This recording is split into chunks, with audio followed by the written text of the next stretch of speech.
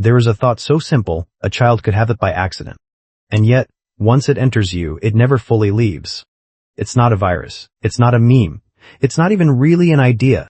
It's a question. And the question is this: what if none of this matters? That's it. That's the whole thing. 4 words a 5-year-old could string together, and somewhere, right now, someone is lying awake at 3 a.m. because that sentence found them, and it will not let go. We need to talk about why. Here's the strange part nobody tells you. This thought isn't dangerous because it's true. It isn't dangerous because it's false either.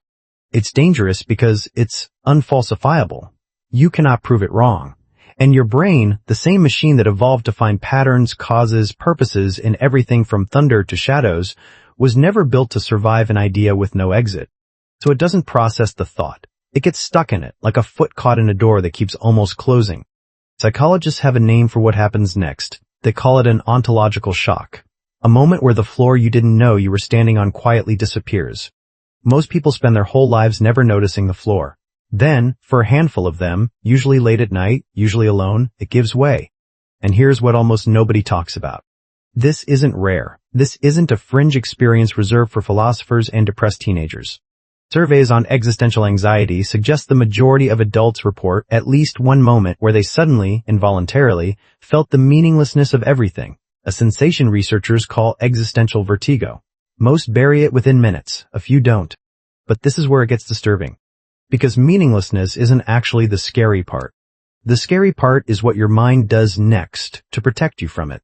There's a body of research, going back decades, called terror management theory. The premise is uncomfortable. Almost every value system you hold, every ambition, every tribe you belong to, every flag, every brand, every relationship status you post online exists, at least partly, as a buffer against this exact thought. You are not just building a life. You are building a wall. And the wall exists to keep that question outside. Which means the 4-word sentence isn't just a thought. It's a keyhole. And on the other side of it is the machinery running underneath your entire personality. Most people never look through the keyhole. This video is about the ones who do. Let's go back in time for a second. In the 1970s, a researcher named Ernest Becker wrote a book that would later win a Pulitzer Prize, after he died of cancer, ironically, weeks before the award was announced. His thesis was brutal in its simplicity. Human civilization, art, religion, war, ambition, legacy is a byproduct of one thing, not love, not greed. Denial.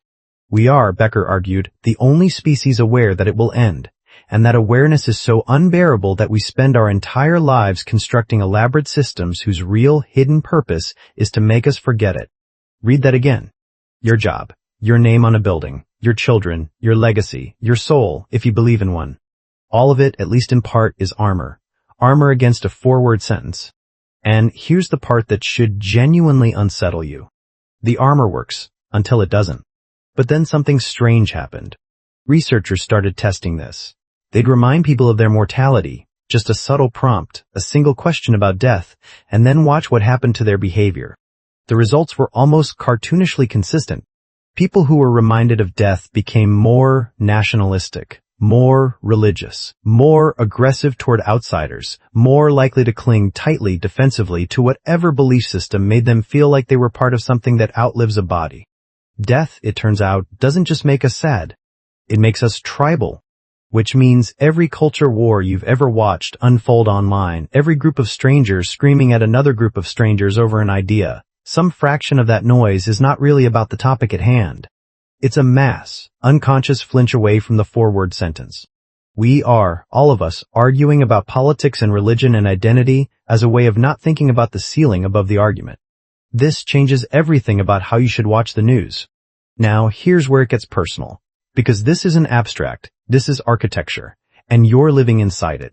Think about your phone, the endless scroll, the dopamine loop, the notification that pulls your eyes down at 2 a.m. when you told yourself you'd sleep an hour ago. Some researchers now argue that a significant portion of modern digital compulsion isn't actually about pleasure-seeking. It's about terror avoidance. Silence is dangerous. Stillness is dangerous. An empty 5 minutes with nothing to look at is exactly the kind of gap where the 4-word sentence slips back in. So we fill it. Compulsively, algorithmically. We built machines whose entire business model depends on never letting your mind sit still long enough to ask the question. And it's working. You are, quite possibly, one unlocked phone away from never having to think this thought again for the rest of your life. Is that comforting? Or is that the single most disturbing sentence in this entire video? Let's push further, because there's a reversal coming and it's going to flip everything you've just heard. You'd assume the people who confront this thought head-on, the philosophers, the terminally ill, the ones who stare directly at the four words instead of running, you'd assume they'd be destroyed by it. They're not. Multiple studies on terminal cancer patients and near-death survivors report something almost paradoxical. A huge portion describe the encounter with mortality not as their darkest moment, but as the moment they finally started living. Colors got sharper. Petty grudges dissolved. Time with people they loved stopped feeling like background noise and started feeling like the entire plot. The thought that was supposed to break them apparently rebuilt them instead. Which raises an uncomfortable question. What if the danger was never the thought itself? What if the danger was always the running? The decades most of us spend flinching from four words instead of just letting them land? Here's the existential reframe. The part where this stops being about death and starts being about you, right now, watching this. This video was never really about the most dangerous thought. It's about the fact that you have built, quietly, invisibly, over years, an entire identity whose job is to keep one sentence at bay. Your ambitions, your habits, your arguments online, your late-night scrolling, your need to be right, to be remembered, to be loved, to be anything other than temporary. All of it sits on top of the same four words.